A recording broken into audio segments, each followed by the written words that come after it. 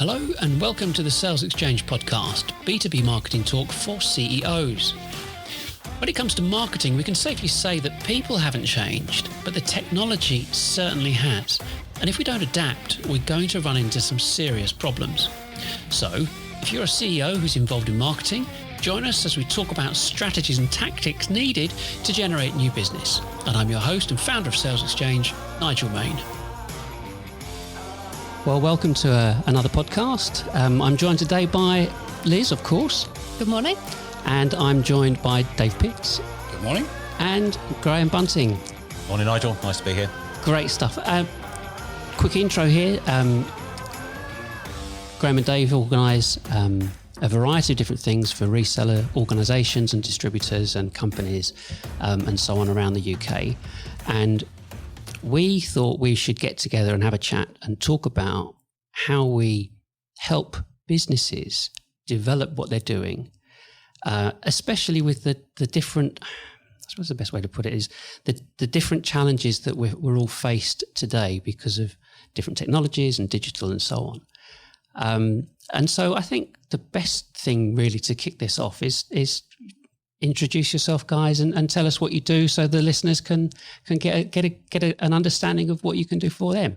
Okay, so shall I start? Yeah. So Graham Bunting.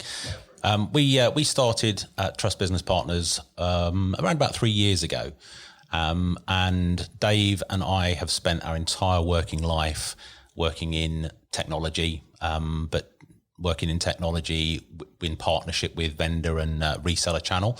And so what we wanted to do was offer a service that helped the vendor connect with their customers in a better way, in a scalable way, and all that involved. In the last 3 years, we've had lots and lots of interesting experiences, and I guess we'll talk some of that today. But prior to that, working for very large global vendors, people like Avaya, and some, I suppose, less global players, people who were in the systems integrator space, companies like SEC and that sort of organisation. Hi, Dave Pitts. So Graham and myself have known each other for about 30 years when we were knocking on doors, old style of marketing, but knocking on doors on rainy industrial estates around the Nottingham area. And we were selling into the deregulated telecoms market, selling telephone systems. We then migrated into bigger and better things, slight variances in careers as we went as well. But we've both sold on the street, but also sat in the boardroom.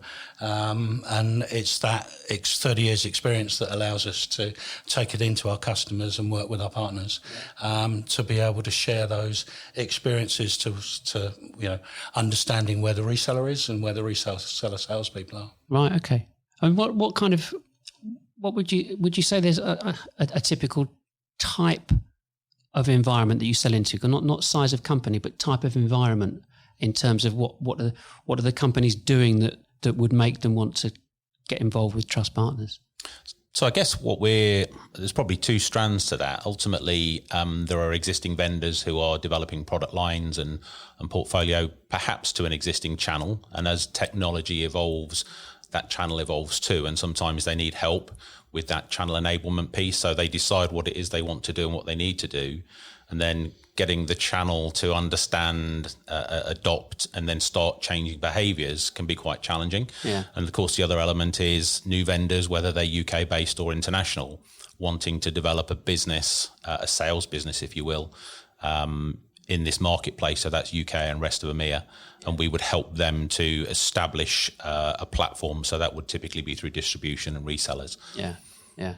I suppose that, I mean, I know how the channel works in the UK, but then it's quite vast. But I suppose anybody from the outside trying to get into it, it's a long process. If you want to go and do it, you've got to start from scratch. I think our typical customer is sitting there going, I'm really not quite sure what to do, whether I should do it, how much money I should put behind it, what's my return on investment. And That could be an external vendor from, say, the US that's thinking about coming into Europe. What do I do? Do I go and recruit 2 or 3 people, take an office, provide all the services before I've got any revenue? Yeah. And that's going to cost me $500,000 to $1 million to do that.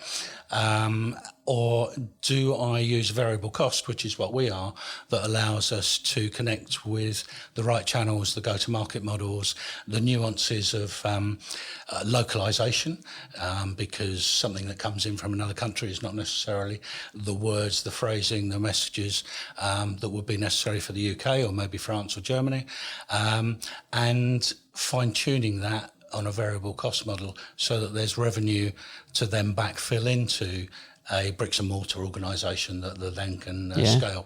Yeah.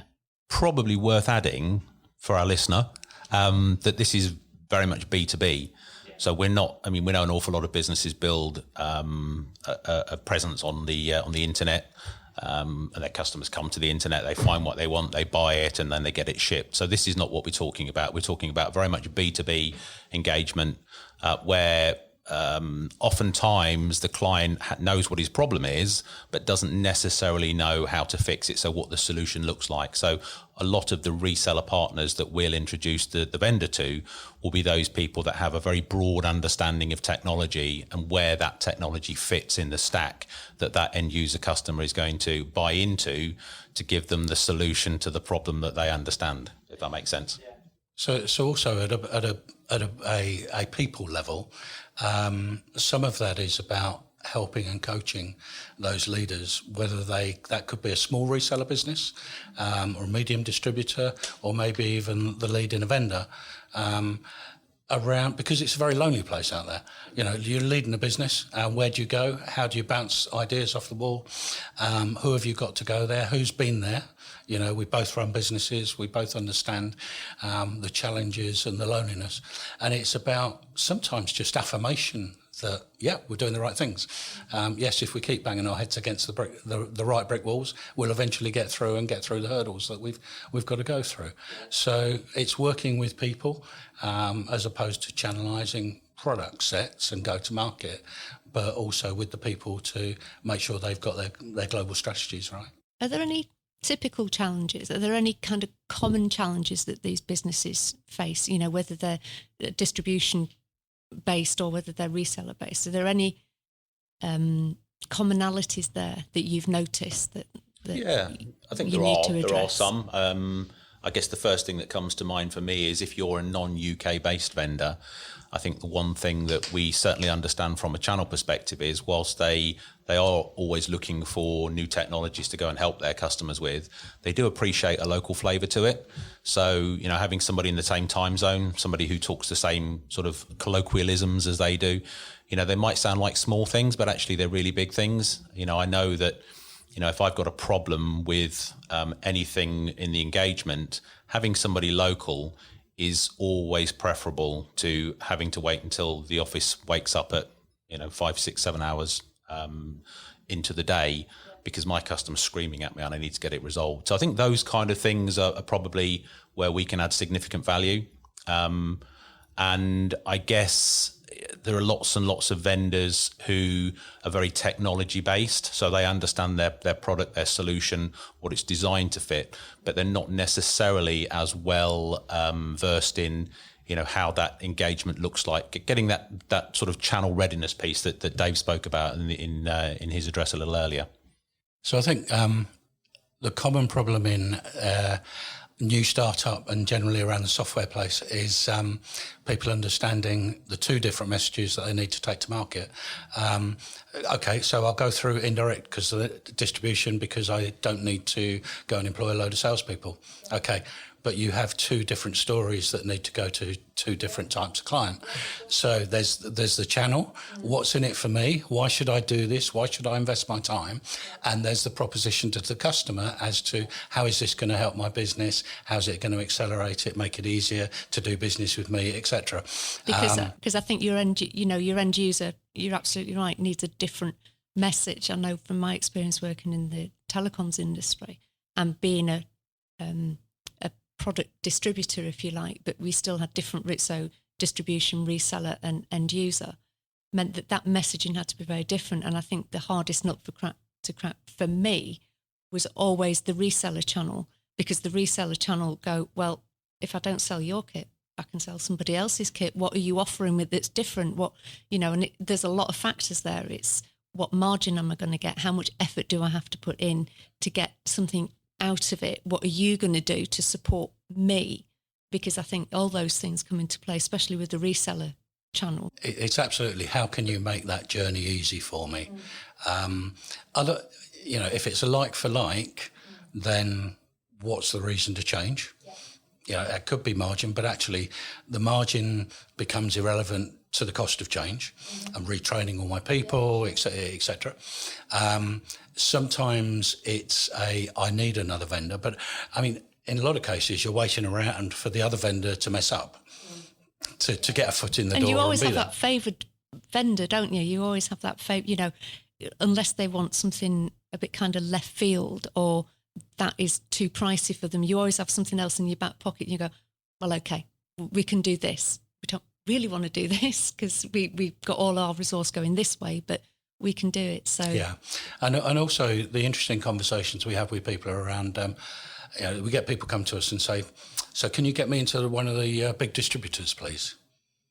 And we go, "What do you do? Why do you do it?" "Well, we're a new startup. We've got this great software product. It makes a difference. It's got a great message." Okay, if you go into a large distributor, you're just going to get left in the noise. You haven't got the brand. You haven't got the volumes. You haven't got the revenues. You're not going to get any interest. It's just going to be a picture in the catalogue, aren't you? Absolutely. Absolutely. So let's suggest we go and look and work with some other people that are smaller, that are looking at new niche technologies, are trying to do the change piece, and going out and evangelizing about it in a different way. It's maybe not a product, but it's about being part of a change in, say, the workplace. So the workplace is changing dramatically around, physically how we are, how we work, how people work, how they feel about it. The new generations coming in. Where's the Wi-Fi? Where's my iPad? And away I go. It's that whole digital transformation. It's the digital transformation. So there are smaller distributors, smaller vendors, smaller distributors and resellers that are really focusing on that broader story and moving up the chain of customer, where you're having a big picture discussion as opposed to a technology discussion. And then you become part of that overall solution. And what we found we've been doing over the last few years is bringing multiple technologies together to create that story through people that want to enter into the UK or want to grow. So it's an interesting dynamic as opposed to looking at just what I call broadlining distribution. If you've got a brand, if you've got a presence and a global marketing budget, yep, go for it. Because often, even if you've got a brand that's really successful in territory, in their own country, doesn't necessarily translate itself into a new territory. It doesn't matter where that new territory is, but it doesn't automatically go, well, just because you're successful here doesn't mean you're going to be successful there, because that market is it's a little bit Dragon's Den-ish, on a bigger scale. Yeah. So I've got this great product. We developed it. It's super. It does loads of stuff. I've asked all my friends and family, and they've bought one. Yeah. Great. Okay. So, great. You've sold it in Germany. You're a German company. You know lots of people. You've used the leverage in your credentials to be able to start a business and scale it quickly. Mm-hmm. But moving into another territory is two different things. Yeah, totally. You don't know anybody. And it's a lot of a difference between fulfillment and selling, or selling and marketing. So, you might, if you're a well-known brand, it's often more about fulfillment. People are buying the product and the service and somebody has to fulfill it. This is a very different game. So we're talking about unknown businesses who kind of understand what their customers might look like, but reaching those customers is really important. And it's a sales and marketing job. They've got to invest. Things don't just happen. This notion of build it and they will come is a complete fallacy. Yeah, I mean, we've done an amount of research on stuff like this, even saying about they've sold it to their friends and family and so on. And people will immediately go, oh, yeah, I get that. And then you correlate that with, look at the statistics on businesses that start and fail. Same thing, the same arc on that graph that goes up, and you sell to everybody and it plateaus and it drops off, you go bust. You go, oh, what happened there? And we kind of look at this. You have your the reseller type market, distribution type market, and we kind of look at marketing kind of in a broader sense, more holistically, and seeing what's actually happening within that. And the businesses that you connect with, they have invested a lot of skin in this game, and they want it to work. They don't really want to afford for it to fail. But the same as probably any other SME in the UK, they don't want their businesses to fail either. But there's this change, and you're saying about workplace change and using iPad. Here's my iPad, here's my Wi-Fi. Where is it and why haven't I got it? The same thing applies within marketing and business owners. They're saying, well, why isn't the marketing working?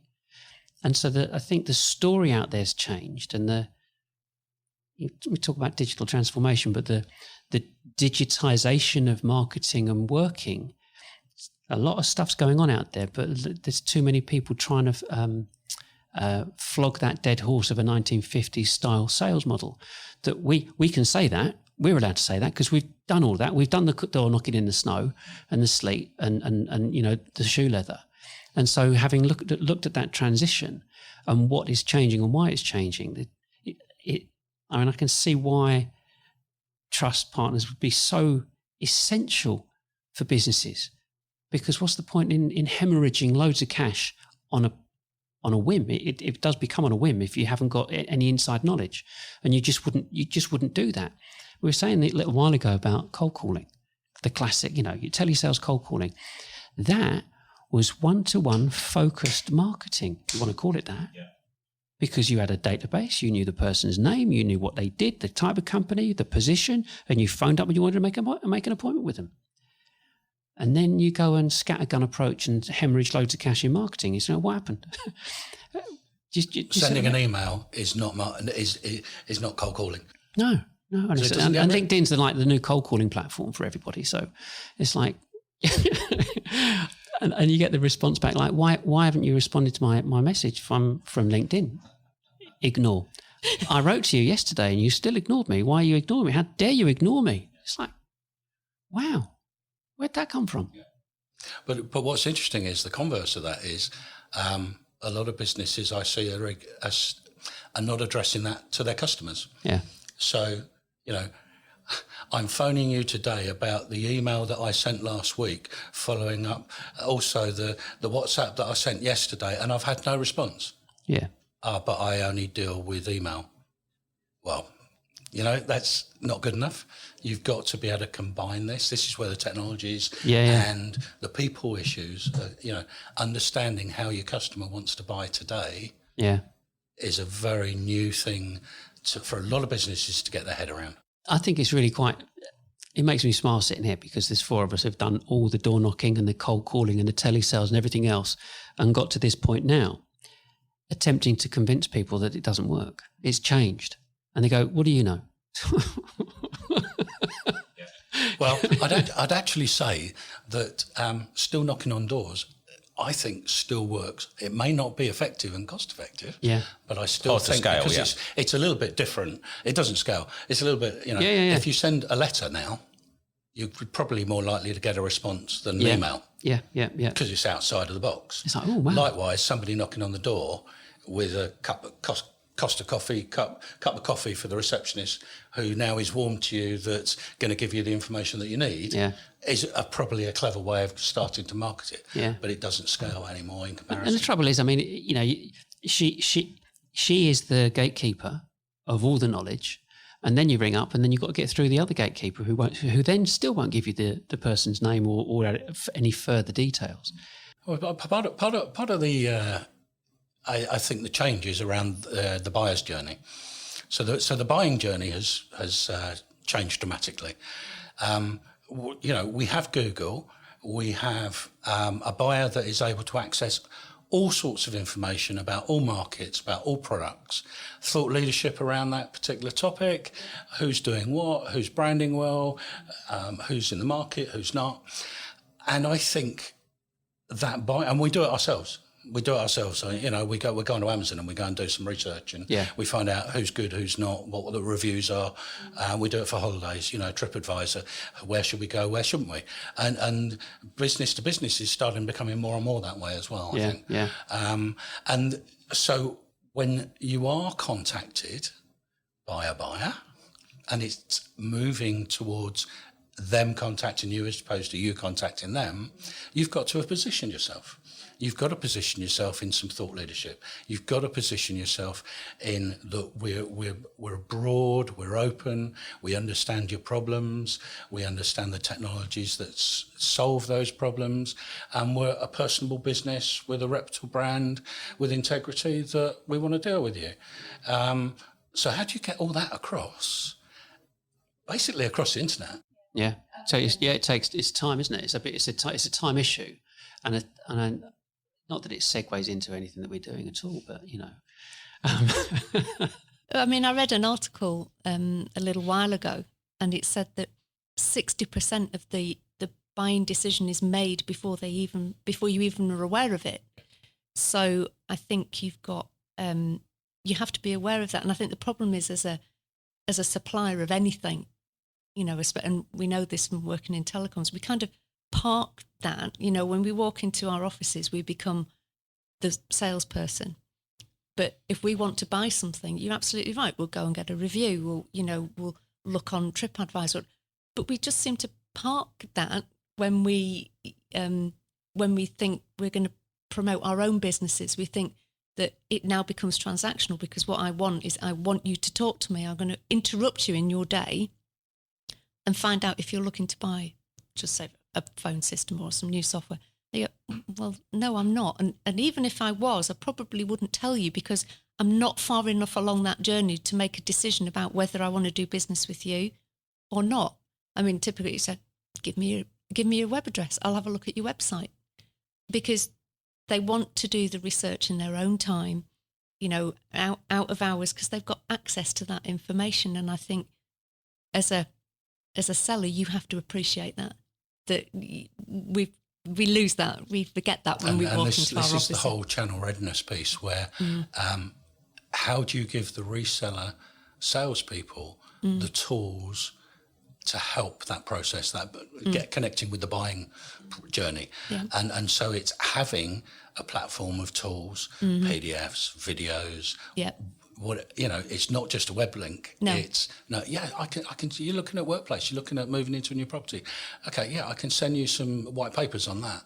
Which then starts to trigger that actually you may be worth talking to. Yeah, it starts that relationship, doesn't it? Absolutely. And brand is really about reputation, as opposed to, it's not just a pretty logo. It's about reputation, and how do you build that reputation before you even get introduced to that potential buyer? You build it by producing the content, by making sure you become, first and foremost, have you got trusted information? Can I trust the information that I'm reading about you? Are you giving it to me free? Are you willing to share that information with me so that I can make a decision one way or the other? And if you offer that information, you very much guide that buyer towards you, rather than saying, I've got to keep it really tight and close to my chest because I'm giving away information. But if you're not going to give it away, somebody else will, and you'll build that relationship, and you're actually building that relationship before they even make contact with you. And I think you have to take that view. You have to take a long view with that. The thing is, I mean, you go back to about 2008-ish. That's when, for example, Marketo came onto the scene. So you've got the marketing automation platforms coming in their current style, guise, format, and so on. Prior to that, it was just all about email. So then the automation came out, and that said that, well, what you can do is you know who's actually been on your website. As soon as they give you an email address, you know their inside leg measurement. And so the automation platforms were put out as if they were that's all you needed. You didn't need anything else. But the automation manufacturers, the software manufacturers, were pandering to the KPIs that were being demanded by the directors, because they were working on the basis that this is how I got business in the past. I did the cold calling. This is how I got to where I am today. by grafting, by cold calling, and by getting compliment slips and knowing who to speak to.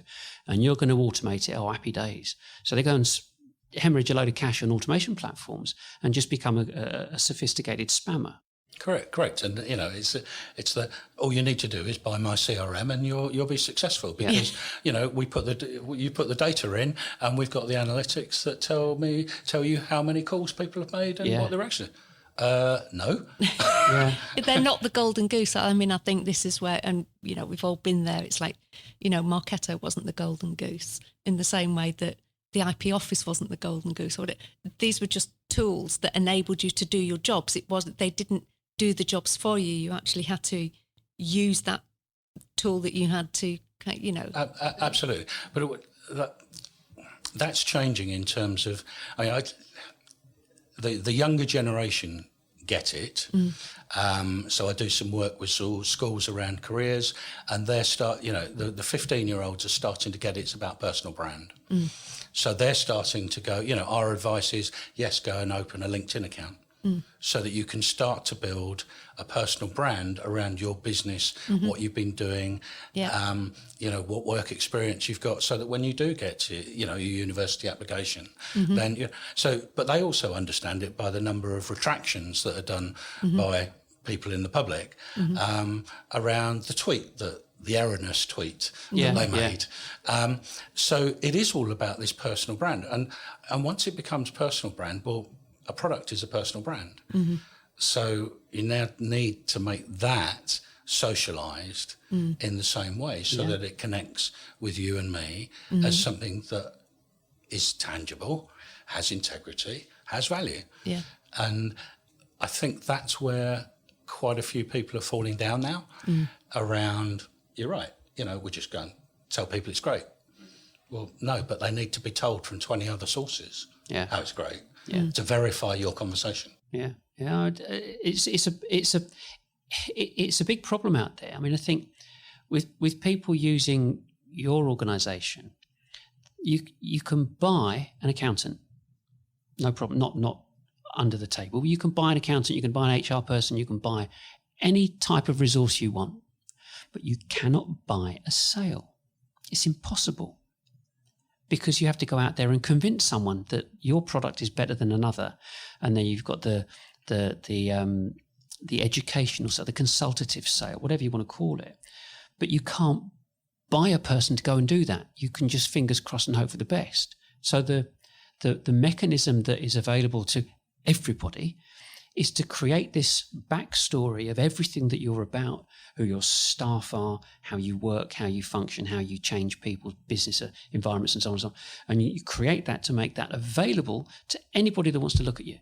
I mean, Seth Godin, in his book, This is Marketing, I think it's that one, basically said, you sell to people like you. That's it. Are you like them? Are they like you? Do you want to sell to them? Do you not want to sell to them? And I said, we want to sell to people like us because they get it. We don't want to sell. I mean, you can do it geographically. We don't want to sell in Scotland because we've got no one to support Scotland. So if you're not going to sell in Scotland, then you're going to sell a bit closer to home. And like the cold calling telesales guy, he's going to phone someone who knows where they are, what they've got, why he's calling them, and so on and so on. And it comes to the whole reputational brand thing, is to have this backstory that is, it has depth to it. They can click in whenever they want. It's a 24/7, 365 days a year ability to communicate your message, and a salesman can't do that ever. And if you're prepared, like we've got some cameras up here, and we'll record this and so on. But the point is that if everybody has acknowledged that we've moved along and that things have changed, what's the answer? What's it supposed to be? And if the people you're connected with, they have to communicate a message. They're going through you to communicate the message. You're telling them you need to communicate it to a broader audience, and it needs the PDFs and the downloads and the information and white papers. That is all content, and it needs to be created, not necessarily curated, because that's just something for social, but you've got to have your armory, your library of content. That means that people can dip in and find and search and get anything that they want. And we've having seen so many businesses go bang, because they've chosen not to go down that route. I saw a thing in two things. One was in Elite magazine, and the other one was in Forbes magazine. The Forbes magazine said, "Oh, you could start a company, any number of people. Look at Instagram. How, half a dozen people flog it for $1 billion." And Elite magazine said 25% of businesses expect to go out of business in 5 years' time. That's just on late payment stuff alone. And it's like, wow. So there's a lot of negativity out there as to almost why not to go into business, but it doesn't stop entrepreneurs doing it, finding a niche and an area that they want to go and attack. But it's today it's being prepared. It's having that stuff done in advance. Like, for example, you've got a product, go and do a AdSense, go and do a Google pay-per-click ad that relates specifically to your product. Chuck it up, see what happens. No clicks, don't do it. It's the cheapest way of doing it. You're not going to pay for a click unless someone clicks on it. Absolutely. And it sends them to a landing page with a picture or an advert or whatever, and away you go. And you can build on that. But people don't want to do that. It's like, no. I'm an entrepreneur. This time next year, Rodney, And it's and that's what causes a lot of the problems. Well, I think there's two sides. One is transactional products that can be bought off the page. Yeah. But generally the type of products and solutions we're working with, they're still about people. Mm. So people buy from people. The old adage, but it's still true. Absolutely. But how you connect with those people and how they feel comfortable with you has changed. Mm. So back in the day, in the mid-'80s, selling packaging materials around the East End, it was I went and found the warehouse manager and we stood outside the warehouse and had a cigarette together and a chat, connecting with people. Yeah. I can't do that today. Yeah. It's a very different business model. But I can go in and get them to understand who I am by lots of different social as well. Oh, so things like the podcast. Because he's a managing director now, so well, absolutely. And he recognises you. People about buy from people, right? Yeah. But it's that personal brand. What's on LinkedIn? What's it say about you? What messages are you putting out? Things like this, a podcast. What kind of messages are you putting out? Is there something tangible and interesting somebody wants to listen to? And again, I remember somebody that they'd done all their accountancy exams. They'd worked in a partnership for 10 years. They eventually got their partnership and they paid their money in to buy their partnership.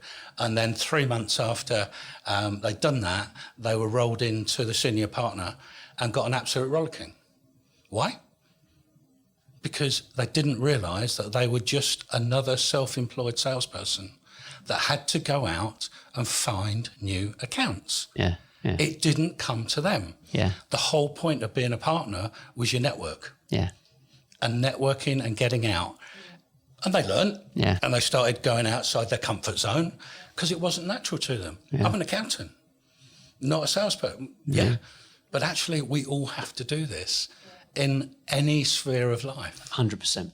100%. Anyone in business is a salesman. Every single person. And the people that think that they're not, that's where it starts going wrong. And I think I see so many times that the directors that succeeded, that set up their businesses, that then turn around and say, I'm a director because I did it this way. I have succeeded. Therefore, you can't tell me how to succeed.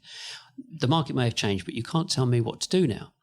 So someone comes along with a new idea or a new methodology based on whatever. The managing director can veto it because he's the managing director. That's not even talking about external people internally. They might have great ideas, but they will get vetoed because I don't want to do it. It's as simple as that. And what I say go, and I pay your salary, so get on with it. So I think what people lose is this thing about failure. So I think in the UK very much we're taught not to fail. Yeah. And some of the stuff I do in schools is going in and telling 15-year-olds to start to fail. Yeah. And the teachers look at me and go, we teach people to be successful. Start teaching them to fail. Yeah, fail and fast. And what I call it is successfully failing. Yeah. Right? Continually successfully failing. Because every time you successfully fail, you've learned something. You've now adapted. You've moved to the market or whatever's happening within that sphere that you're failing in. And failure isn't failure. It's not a negative. It's a positive. Yeah. It's something that, we all have to try something new. Well, Sitting around with microphones. You can't develop unless something doesn't work. I mean, failure is a word. It didn't work. I tried that. It didn't work. Some people call that failure. Some people say it just didn't work. Try something different. And it's having that positive outlook on it. Yeah, it's how you look at it. It's the old adage of it's not what happens to you that counts. It's how you respond to it. Yeah, absolutely. Yeah, I mean, there is too much bad stuff going on out there that doesn't support change. Stay as you are. You mustn't change. You mustn't upset the apple cart. I think the other thing salespeople have shied away from, but as you mature, you get to the point of you can ask the hard questions, is understanding why somebody's in business. Yeah. And what they're trying to achieve. Yeah. So, if I'm a reseller and I'm going to try and sell this within the next 18 months, then your likelihood of change and risk is low, right? Yeah. If it's, I've got another 15, 20 years, I know that I've got to change and adapt to the new marketplace, I'm investing some money and some funds to do it. Yeah. Okay, we're talking about some more leading edge technologies and software, then they're probably the people that you want to be working with. We would do the same with vendors. Yeah. You ask the question, what's your objective? And then you re-ask it because what you're told is probably a little bit of a lie. We've seen too many people, it's all about the share price. Yeah. Especially quoted companies. Yeah. AIM or NASDAQ, the CEO's all about the share price because that's the game they're playing. Yeah. Actually, it's sad because they sold their companies and they sold out, or they're the CEO, but they now work for the shareholders. And quite often you've gone from running it to now you're an employee. Yeah, and now you're beholden to that. So it's about share price value. Yeah. Whereas we forget it's about customer value. It's about customer value. Everything is about, and I still love, Richard Branson in terms of, it's about looking after my customers. If I look after my people, they'll look after my customers. Yeah, look after you. And he said, I think it's about looking after your staff first. Absolutely. Every time. Go after your staff first. Environment. And that, again, this workplace thing is where it's changing dramatically. Yeah. And one of the, I guess from a technology perspective, one of the biggest challenges for any systems integrator, reseller, is to go into somewhere like a large law firm in London, so 500 people maybe, and you have everybody in the spectrum there. You have maybe the senior partner that I have seen has never sent an email because they have a PA that sent an email and they haven't gone through adaptation and change. Yeah. To the law grad that, we're sat in University of Hertfordshire Law School at the moment, who comes out and it is about the iPad, the Wi-Fi, the technology piece and going and connecting. But there's a load of people in between within that organisation as well. And you have to provide for all of those people. It's I not... think a lot of it, I suppose a lot of it comes down to cost as well. And lots of people like to shy away from cost, meaning it's a good excuse, it's a good thing to use as an objection. But when you've got that, I've got a stat on one of our web pages that shows that the average income per person per annum is about 80, 90 grand, up to about $1 million.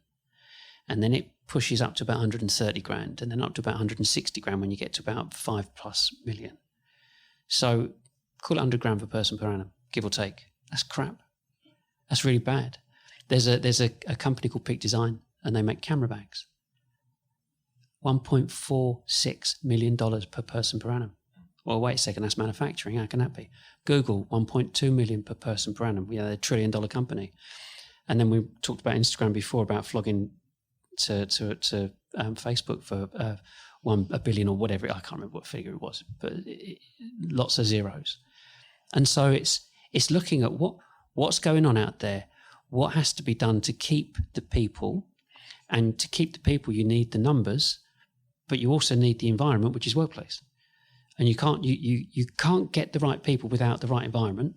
And if you have got the right environment, then you've got to have the mechanism and the calculator on that finance to make the business viable long term anyway. Because if you want to give them all the toys and goodies and the basketball hoops in the offices and this, that, and if you want to give them all that and the slides and what have you, you've got to be doing it. You've got to be knocking out some business. And then if you want to knock out the business, how do you get your business? It all comes back down to how do you get your business? You can have anything you like. But I think that what's changed is you can hire all that. So, you don't necessarily have to own a building or an offices. You can go on a short-term lease that's into something that's a little bit more funky than traditional office. Oh, yeah. But you can't buy a sale. And getting the right person, you might be able to hire the office, but you've got to have the company ethos behind it that means that person's going to be attracted to you to work for you and stay. And if you've not got the business coming in that directly or indirectly affects them, whether if the salesperson isn't banging it and making it really happen, that person who's got the nice iPad and Wi-Fi he's gonna be out the door. Yeah, and we come back round to filling the gaps, the tools. So, if you take a sales team of 10, say, for instance, you have 2, 3 that are really good performers. You have 2 or 3 at the bottom end that are on their way in or on their way out. And you have some people in the middle. Yeah. It's how do you get those people in the middle into the top performing bracket, percentile. And what you generally find is that the performers have understood how to navigate to the information, the people, the tools that they need to connect with their customers.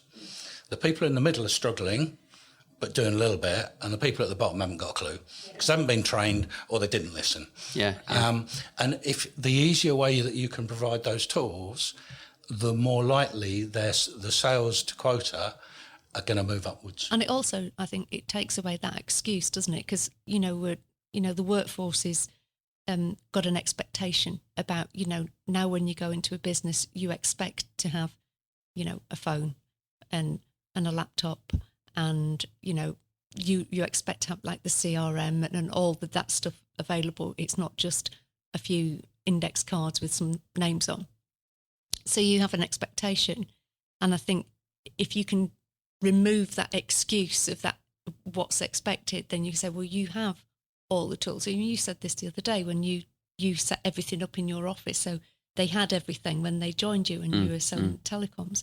You remove that excuse, don't you? And you say, actually, we're going to remove all of those obstacles, those objections that the sales team are going to come up with, and even if you've got some good marketing in place, you've removed that objection, because if the salesperson comes in and say, I've got nothing, you've got no collateral, there's nothing on the internet, you don't even have a website. How am I expected to sell this stuff if you don't have any of this? So I think removing those obstacles, and like you were saying with the businesses you're working with, they've got to understand that, you've got to remove those things and make it that journey easier, not for the salesperson and for the customer, because they kind of run side by side. Well, the least friction, the easier the journey, of course. Right? And actually, I feel like it comes back to companies acquiring other companies, and how do you get the new people? So there's 2 ways you do it. You can leave it 2 years and you're running under your own brand, or you can do what Cisco do very well, which is the day you are taken over, there is a Cisco laptop, there is a Cisco business card, there is a Cisco brand over the door.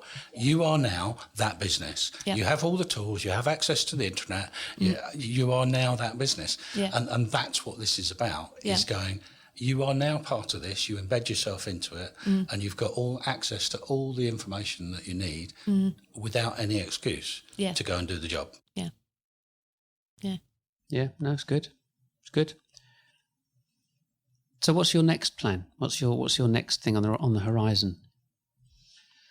So got several projects. Some are on the cusp of about to be launched. So we've got some very interesting technology in the contact center AI space. All right.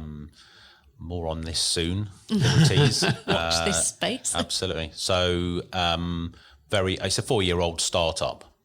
But it's still very much a startup, and we're looking to help bring that into the UK and European market, and that again will be a channel play. So I guess there'll be a number of vendors that we'll want to work with as well. That's really cool technology. We've got some other really cool technology, which is it's very hard to describe. It's sometimes the technology is very visual. It's about the experience rather than waxing lyrical and with prose. But fundamentally, what it does is it enables people to be connected to the right resources or people wherever they are at the time they need access. So imagine, if you will, you walk into a meeting space, and we've all experienced this, right? You walk into a meeting space, you book the meeting room, there's a telly on the wall, there's a camera, and maybe some audio technology, a load of wires. And nothing works. Yeah, well, if you're lucky, there might be a piece of paper on the wall that shows you where, slot A into tab B. And invariably, that's a horrible experience for you. So this technology helps take all the bumps out of that and gives people the ability to have access to the resources they need to make that a better experience, whether that's a person or whether that's information. And there's lots of different use cases around that. I think we'll be seeing some of that at ISE next week. So the Integrated Systems Europe. So it's the big AV conference in the RAI in Amsterdam. So hopefully we'll get some customers looking at that as well. But making this smooth enough is things like using what we all have. So we all have a phone. Yeah. So, putting a QR code that then your phone can read, because we've all got one, that then, you just say, point your phone here. Yeah. That's quite a simple instruction. And that takes your phone off to the appropriate information, whether that be a landing point with a set of videos that shows you how to do something, or whether that is a person that can now talk you through, because guess what? You've got a camera on that as well. So you can now show that remote person exactly what your problem is. It's using those simple technologies in a simple way, because this is all about simplification. Any of this is simple messages to simple business or complex business problems, but simple solutions. And that's why the technology is so good, because you can simplify it. Likewise, in the contact center space, it's about how easy it is to configure things. As a medium-sized business, how do you deal with these multiple channels of interactivity with your customers and make it easy to change and adapt to them? Do I need somebody that costs me, $1,000 a day to come and do it, or can I train one of my people and they can just do it ad hoc? And that's this simplicity thing again, just back to how do I make it easy to do business with people? It's all about the experience, right? So, this customer experience. So the AI technology in the contact center space that we're getting involved with, rather than talk about the technology, let's talk about the problem and how it solves the problem. So, you call into your bank, for example, or you start on a web chat. And I guess it depends what your age group is as to how you might start that interaction. So you start the interaction, you go onto a web chat, it's probably quite delayed, and you end up getting to the stage where they have to escalate to a phone call or something like that, or your internet connection drops, and then you have to go back in and you start all over again. All really, really annoying experiences. What this technology enables is, first of all, it enables persistent chat. So if you do have a disconnect on the internet, you get back exactly where you started from. So there's that persistence to the engagement. But also when that escalates to another medium, so it might be a call, you've not got to go through the whole process of explaining who you are and what's going on again, because that information stays with your engagement. So those things sound very simple, but there are very few organizations that are doing that. And as a result, they're frustrating the hell out of their customers. And guess what? People vote with their feet. They just say, I'll go somewhere else because this is too hard. It is about customer experience, isn't it? And I think it's understanding that the interaction, again, starts well before. And actually, it starts here kind of with the marketing, but then it goes around every area of the business. So it doesn't matter whether it's the sales process or the finance process or the support process.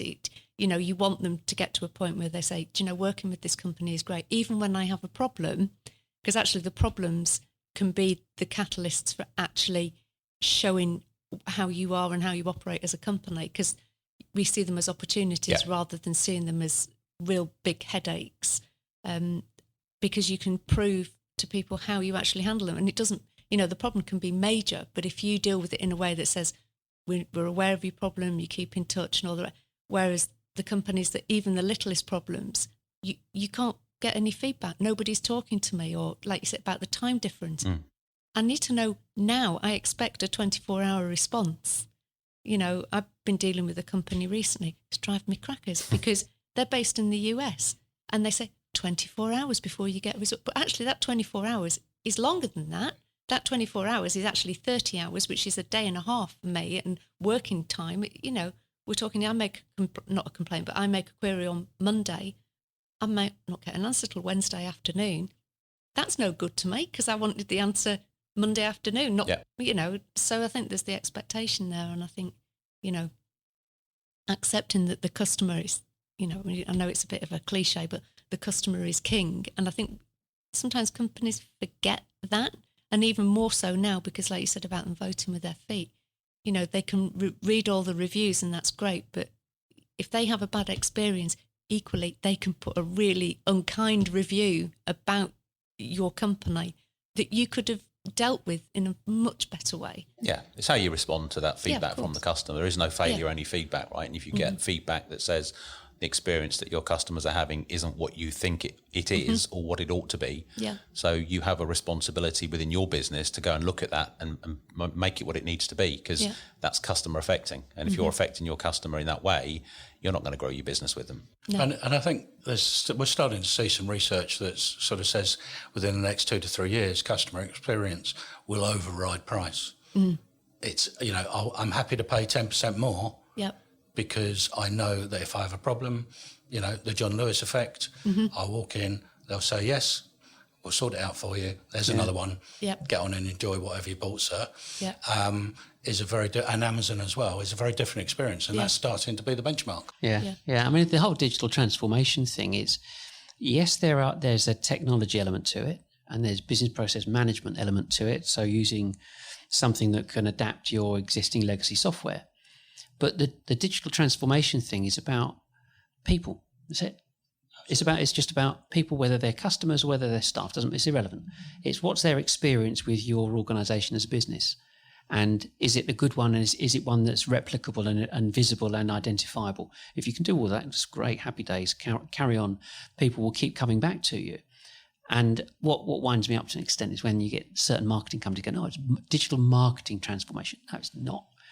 A lot of rubbish. It's just you're just trying to get in on a buzzword, because the marketing people are not creating or presenting information that would actually move the needle anywhere. So the technology people are getting in saying digital transformation is about people and customers and servicing them, and the marketing people are on the periphery trying to say, but what about us? We're doing this, and then they're not doing anything because they're not creating. The content comes back to that thing again about look at us. You can look at us. You can investigate us and analyze who and what we're about to see if you like us. And so, this whole thing about the way that businesses work and interact and how they start, and I mean, it's a bit like, in a way, as a question, how do people get involved with you? How do they connect with you? How do they start a journey with you? What's been your experience so far? Because we're talking about people and customers. Yeah, and quite often it's come back to people we know, people we network with. We've been around quite a while, but we also, as a business and individuals, I guess we call ourselves givers. We're quite happy to share information, help people along the way. Yeah. And in one way, we've helped a lot of people along the way and not taken anything for it over the last 30 years. Yeah, Hence, actually, the consultancy business that we do, which says, can we monetize this? Yeah. But because of that, I think we come with a certain integrity and reputation that says, we will do the right thing, and we'll tell you it, and we're pretty straight. And it's so a lot of it has come through word of mouth, but also about us going out there and talking to people, exhibitions, shows, whereby you're looking for new technologies, you're looking for the people that have got the challenges, and going and starting conversations. Actually, going door knocking. I mean, it's walking onto a stand and start, what are you trying to do? What are you trying to achieve? How are you going to get there? How are you going to scale? Don't know all those answers. Okay, well, once the show's finished, let's come and have a conversation about it. Do you find people are quite open to those kinds of conversations when you... I think if you pitch it at the right level, so it could be something like that, but you need to be talking to the owner or senior person. Or our own personal experiences is through other people that we interact with. So, I've done some coaching with somebody that I play tennis with. Because she's running a business with 16 people, that's quite a lonely place. How am I going to grow my team? How do I change the culture? What about me? Graham's done similar with another business, a reseller business. How are they going to change and adapt to this digital market?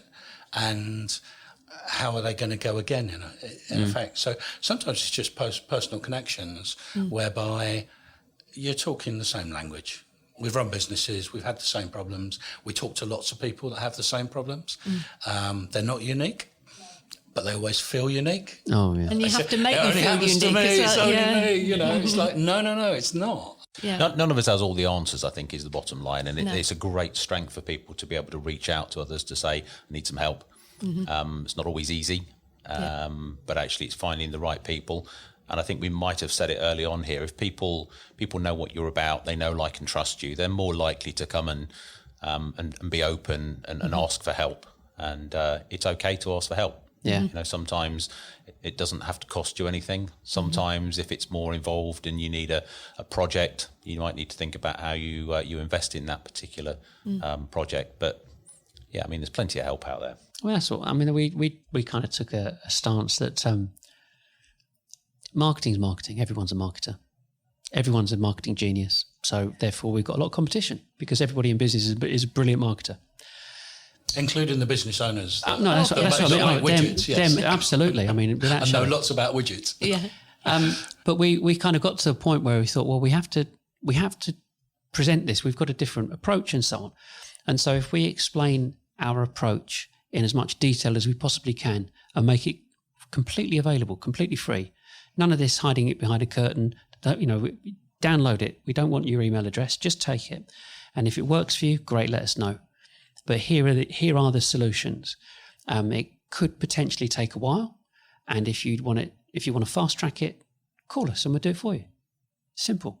But there's the answer because people, it's a lonely place out there. And, if you've got different people, I wouldn't say misleading directors, but not telling them what they should hear because they're fearful of something, then we're the same way you are. You're talking to people that own the business because it's a lonely place. We're saying, listen, guys, this is what you need to know about marketing. Why should you know about marketing? Because you've been spent all these years doing what you're doing as a professional X, Y, or Z. Your marketing person has got a degree in marketing, but he ain't telling you what you want because he keeps firing you every 18 months, according to the press, for the past 5 years. So there's a lot of negative stuff out there, and I kind of see what we're doing, as two companies, providing a level of service that isn't really available out there. I mean, there's not many people out there that would do what we're doing to say, we'll talk. There's too many people out there with, I can do this overnight. Yeah. And there is no overnight. There's no 10,000 hours. Well, the buyer often wants to hear that, though, doesn't he? The CEO wants to know that you can get them a result this afternoon or tomorrow. The reality is it's a long game and it's going to take you a while. It took me 15 years to become an overnight Absolutely, success. yeah. It's a step-by-step journey, and you have to take the first step on that journey. Yeah. And that's what we do, is helping people take that first step on their journey into maybe coming into the UK or going down a different route through channels. Or, it's about that first step and then being able to accelerate the steps as you go. But it will not happen over. It's not a 3 month, it's not a 6 month. It's an 18 months to 3 year commitment to go down into a new territory, into a new customer set. Yeah. And it's not an easy decision. Well, someone, if you went to any consultant in terms of the finances of the business, so we're quite comfortable doing the sales and marketing stuff, between us. But you look at the finance side, and the finance person, the management accountant, whoever would say, "So, what's your 5-year plan? Where do you expect to be in 5 years' time?" So he can say it. He can say it to the business owner. But when it comes to sales and marketing, well, you can't say it because I want to know this afternoon. Are you going to move the needle by the end of the week? Or are you going to close it? Are we going to be firing on all cylinders next month? But you've got a 5-year plan. I remember being phoned up by the CEO at 11 o'clock at night with a conversation that went something like I'd sent him a forecast for the next 6 months. And the conversation was something like, "You've really upset me. I've just come back from the opera. These numbers aren't real." I'm afraid they are, because that's what I'm being straight with the resources we've got. That's the forecast. Well, they're not good enough. They need to be better. Okay, you're paying me. Yeah. I will go and make that spreadsheet sing to what you want to hear. And in 6 months' time. What a waste of time. Yeah, totally. Yeah, I mean, I had a very similar thing. I found out that I have to be careful that an employed or an appointed CEO was falsifying figures on Salesforce in order to spew out the forecasted figures to give to the main investor. To keep his job. I left. Yeah, just that's too much. But I think, ridiculous. I think we need to have that degree of honesty. And I think, I think my biggest sale that I ever had took me about 2 years. And then I just had a chance conversation about, well, how are you paying for your phone system right now? Oh, we've got a Monarch and we rent it. And it was like that in the old, and you were probably music to our ears, wasn't it? It was like, but the thing was, I've been speaking to him for 2 years, but either I'd not qualified him properly or we'd just not got that far, or I don't know. But I think the thing is, we know that you have to be in it for the long term. Very rarely do you land on something where somebody's ready to buy right now. Because even when you think they're ready to buy right now, there are other forces at play that you have nothing about. The CEO may change, or somebody in purchasing may change, and they've got their own loyalties and allegiances elsewhere. And I think unless you're willing to, you say, well, actually, okay, I have to accept that. I have to roll with that. We'll have to start all over again. And I don't know whether you've ever done tenders before, but it's like you read a tender and you go, well, we can pitch for it. But actually, they've already made a decision, because you can tell from the way it's written that they've already made a decision. But you're going through those, you have to jump through those hoops, because eventually you might actually... Well, it's an interesting one, because I was working for a large corporate and went in to run the pre-sales organisation. And day one, I no bid. And it was, well, you can't. We're this big organisation with this big brand, and we have to bid. No, but... you don't know the customer. You have no relationships with the customer. That you've told me the tender is written around our competitors, and you now want to spend the next 3 weeks with 3 people filling out paper. No. What a waste of time. What a waste of time. Yeah. Right? We've qualified this. It's a waste of time. So we're saying no. Yeah. There's a bit of vanity that goes with that as well, doesn't it? It's like, we have to do that, because this is who we are. And it's like, well, no, actually. Well, it comes back to being busy fools, Yeah. which is what a lot of people are. It's focus. Yeah. Where am I going to focus my time, my people, my energy, Yeah. my money? Yeah. And getting it focused and aligned with that. Yeah. And actually being prepared to say, even if you put that focus in, there was they're quite a well-known manufacturer of drinks products, and they were hugely successful in the UK. And they said, right, okay, what we're going to do is we're going to now go to the Netherlands, because we think that's a great market for us, the Netherlands. What they completely misjudged was the fact that in the UK, people will have breakfast on the go. So their drink really suited the breakfast on the go people, and they could put it in the likes of pret-a-manger and eat, and it was a great product. Went to the Netherlands, they had it in a little shop, next to Amsterdam station. It could hardly shift any. It was like, well, why is it? Because in the Netherlands, they sit down and eat breakfast before they go to work. And it was like, why didn't we know this? But they put a huge amount of effort, and then even had a manufacturing plant, just a small one, but they'd invested all that, but there was something quite fundamental in, and they couldn't work out why they were, because it was hugely successful here, but not there. And then they pulled it all back and said, actually, before we export any more product, we're going to do, I mean, IKEA do exactly the same thing. We watched a program about IKEA a few months ago, and they were deciding whether or not to open an IKEA in Mumbai, I think it was, wasn't India. it? Yeah. Now, the woman lived, she was an English, or maybe she was probably Swedish, but she lived in Mumbai for 3 years. So they relocated her, she lived there, she would go and talk to people, she talked to their target market, but just as she would walk through the markets and like, is there a market for this? 3 years she was there before they even spec'd out a location or any of that. And it was like, you think, blimey, having somebody there for 3 years. But actually the cost of relocating somebody for 3 years to Mumbai made perfect commercial sense, because they weren't going to go into a territory that they knew nothing about. They didn't know if they had a market. They're hugely successful over here, but is it the right market for us? And it was actually, I think they worked out it probably was the right market, but they were willing to spend that. And I think, if you look at those models of those big companies that say, actually, we can do that. We can, I mean, not everybody's got that luxury, but the point, it's the whole thing of, are we willing to wait and find out, or do we just want to put everything into this now and employ 25 salespeople, but we don't actually know if this market's the right market for us? No, absolutely. And that's, Trust Business Partners is all about that integral knowledge of the market, the culture, and what you have today as a product, or will it sell in the UK? Will it sell in Europe? Yeah. Again, you're quite right. I mean, mainline continental Europe is very different to the UK in terms of quite a lot of cultures, what we do, etc. I worked in France for 9 months and rapidly learnt that, you shake somebody's hand because you haven't seen them today. Yeah. We all would, back in the 90s would go and everything was done around the coffee machine and a cigarette around the coffee machine. Yeah. Very different cultures as to how you're going to do business and what the buying trends are and how people will adopt and adapt to new technologies. You might have the greatest thing, but if you've got a staid market, you will not sell that product. No. You have to wait 5 years. Yeah, because you have to break that culture, don't you?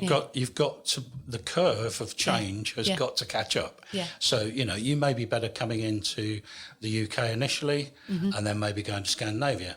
Yeah. Scandinavia seems to be a much more open market to new technologies, change, adaptation.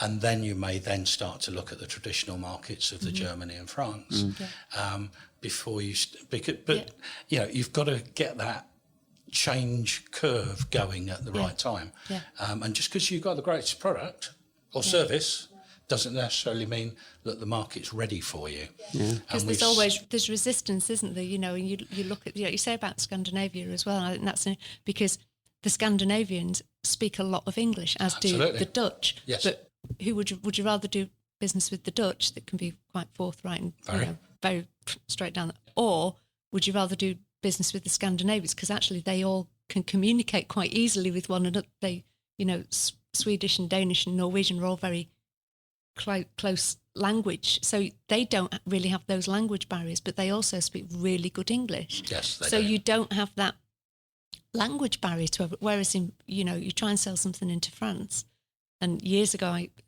sold playground equipment. I used to think 22 miles across the channel, but a world apart in terms of culture. They are completely different, and they don't want to speak English to you. So you have to have somebody who can speak French and speak it fluently, because otherwise they will use that to their advantage against you. Yes. I mean, that was the way it was. It might have changed, but it is very... My experience 20 years ago is exactly the same. Yeah, and it's quite different. So I think, looking at the different markets, the different territories, you have to change. Sometimes you have to change a culture or break into that culture and do it with baby steps, than thinking, I've got this great product, it will suit everybody. Yeah, it might suit everybody, but not everybody's ready for it. Not everybody's ready for was ready for a smartphone. There's even more subtle things like I would imagine an American business person would have a real problem with one of the experiences I had, which was I was sat in an office in Copenhagen in Denmark, and at 4 o'clock the MD stood up and said, "Right, I need to go now. I need to go and collect my children. I'm finished for the day. Yeah. Our meeting's finished." Yeah. Now, I got that culturally. Yeah. But to somebody where their culture is 24/7, you do everything you need to do, they're worlds apart. Yeah. So you've got to be able to work with the cultures as not just it's people and people, right? Yeah. Somebody that actually gets that, or is prepared to go into a new territory and with an open mind and observe and listen and learn. Yeah. As opposed to, no, this is the way that we do it. This is the only way we do it. Yeah. You are going to change your ways to how we do it. Yeah. Doesn't work. No. I think there's a real class act in a way in terms of trust partners, that is, in that your feet on the street. There's you go to PwC. You will not get feet on the street. You won't go to any of the large firms. You're not going to get feet on the street, people that actually know and can tell you the temperature of what's going on out there. The larger firms will tell you what you want to hear and give you a timescale and a cost appropriately. Whereas if you've got someone that's actually on the street and actually has the direct personal relationships, then you can explain and develop and come up with what could be presented as a very accurate plan and illustration of what's potentially going to happen and why and the timing. But you go to a big firm, any big firm, and it's like, you'll get a 50-page strategy document with no real operationalisation of it. You'll probably get a 2 to 3 page strategy document with 2 to 3 pages of how we operationalise that, how you make that work, along with a couple of pages around, what's that market research been, what are the differences, and maybe what you need to adapt and change, some of the marketing messages, etc. So that's much more around making stuff happen. And as a new startup, entrepreneurial businesses, that's what they need. They don't need a PwC type 50-page report. The thing is, they can be a 15-year-old company, but they're coming over here, they're still a startup. Absolutely. If they're starting from scratch, you're still a startup. It doesn't matter what what you've got over there. Nobody knows you. Yeah, nobody's. And they don't have the resources. No. And certainly don't have the local resources. No. And I think that's for businesses. I mean, what I was saying before about it pains me to see so many companies go bust. It pains me to see businesses go through hemorrhaging money because they've been given bad advice, whether it's marketing advice, sales advice, or startup advice. And it's all avoidable if people know who to speak to and who to get through to and connect with. And a 20-minute conversation with someone can save you a lot, whether it's time or money. It doesn't matter what it is. It can save you an absolute fortune. I love doing what I'm doing. I know you two do as well. But it's great being involved in, the nuances of a business and why something's successful, but or not. But also being on this slightly ahead of the curve of technology and how the world's changing, really, and thinking about those things and how somebody can communicate those messages and go and evangelise about it. The evangelising of this message has to be tied back into real life sales. Yeah. We can spend a lot of time evangelising and having a great story, but we've got to back that up with some money somewhere along the line. Not just evangelising a new technology set. So it's got to have real world application. And make a difference to its customers. Brilliant. I think the great thing that keeps us all in this are my 3 favourite words: things have changed. And they continue to change. And actually, I think it's the pace of change now that's catching a lot of us on the hop. I think one of the things we spoke about is the way people are now choosing to buy their services and products. We don't need people to come and tell us what it is anymore. Not always true. But actually, people do their research. For a lot of the people that we might get involved with, the challenge for them is beginning to articulate how they deliver value and why people should want to engage with them. Yeah. Because it's not necessarily immediately obvious what problems they're solving. Sometimes they solve so many problems, they might forget to focus down on a niche to get started. You know, if you do all things to all people, You become nothing to nobody. Exactly, it's Yeah. a very difficult message. Yeah. And that can be hard. In an ideal world, we start off with a blank piece of paper and we put a circle in the middle and we go, why? Yeah. Yeah. Simon Sinek, why? Why are you here? Why are you in business? And then build out from there, because quite often, technology business, we write code, we've created a product. Great, but why? Oh, well, because we had this idea 5 years ago and we had this particular scenario and then it worked out here and we thought we'd find a solution because lots of other people might have it. Okay, well, now we're finding out the why, and that's part of that communication process is around why we're here to serve you as a customer. And a lot of people get lost in the bits and bytes and the zeros and ones to, we've got this product and it does this. Yeah, but why? Why does it do it? Why should anybody I care? care? Yeah, exactly. Yeah. And it's getting that passion and story Yeah. across. And I remember LG, Lucky Gold Star, Oh, yeah. right? And I remember Gold Star coming into, it was Gold Star then, not LG, coming into the UK to sell their first telephone system.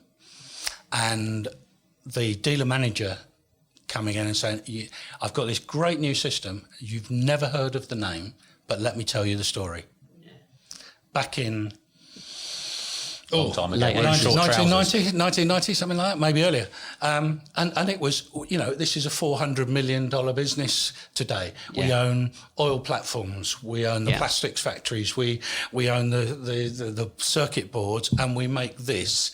And by Christmas, you'll see not DVDs, VHS recorders, TVs in Dixons and Currys. And this brand is going to be a global brand. This is why you should buy into selling these systems. And it was a great story to go out to customers with. But it had the story of the passion and the longevity. It wasn't just something new. Yeah. And that's creating that story is the key, I think. And I think then you've got creating that and then actually delivering that story. You've got to be able to deliver that story to your potential customers and to the people out there. Because I think once you've got the why, it's like, right, so you've got the why, so how are we going to do it? How are we going to take it from here to here so that your market knows who you are and that you've got this story to tell? Because people love stories. We said before about the About Us page. People love to know what people do and, they love to know the background. And I think that's part of the storytelling. And if you say, well, actually, it came out of this, the reason I'm doing this now is because of this little situation that happened here, and I saw a niche and I thought, wow, that's amazing. And people like to hear those stories, but you have to be able to communicate those stories. So it has to be, how do we get that message out there? How do you actually communicate that to the people that you actually want to sell to? And do we do it in, like producing videos, or do we talk about it? Do we get it out there? Do we do press releases? And do that first before you take on a raft of salespeople, because you still have to have a story to tell. And going into a customer saying, I've got this great product, and say, well, I don't know who you are, but so what?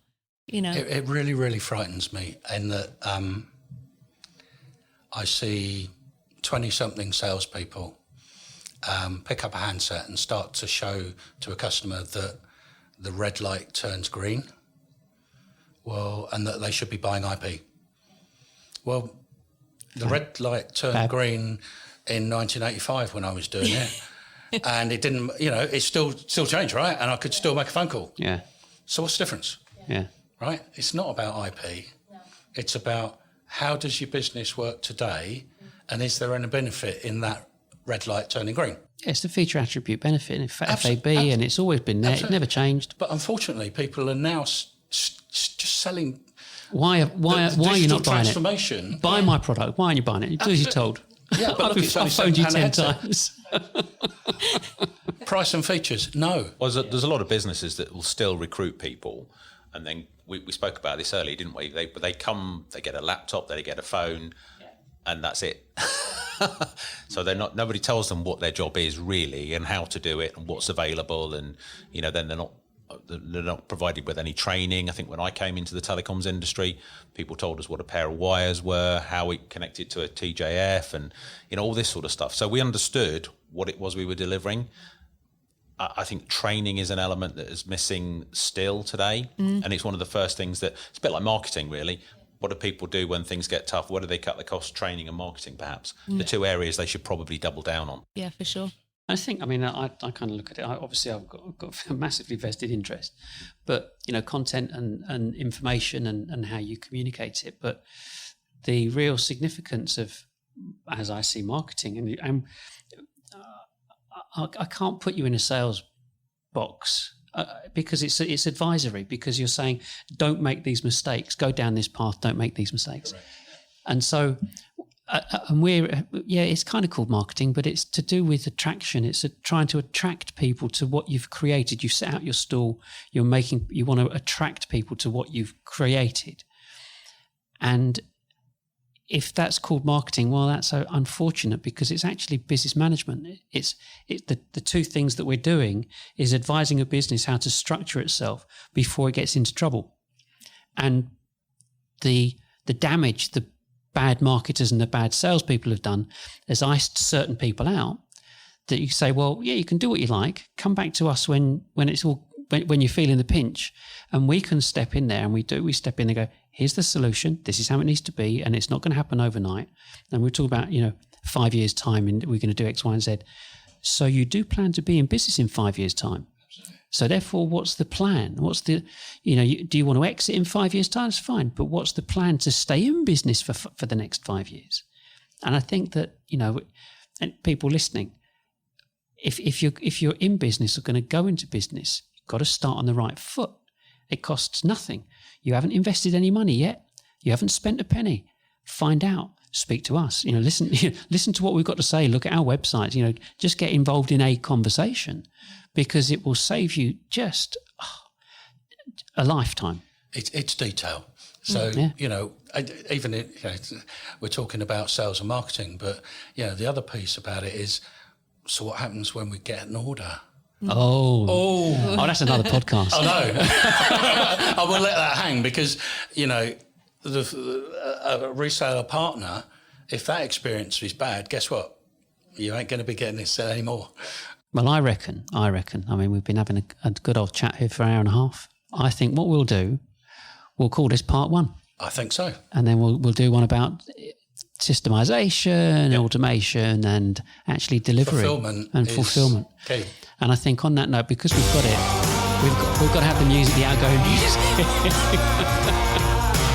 But listen, it's been a real pleasure. It's been really good. Would anyone really know that this was like the first group podcast we've done? So find out.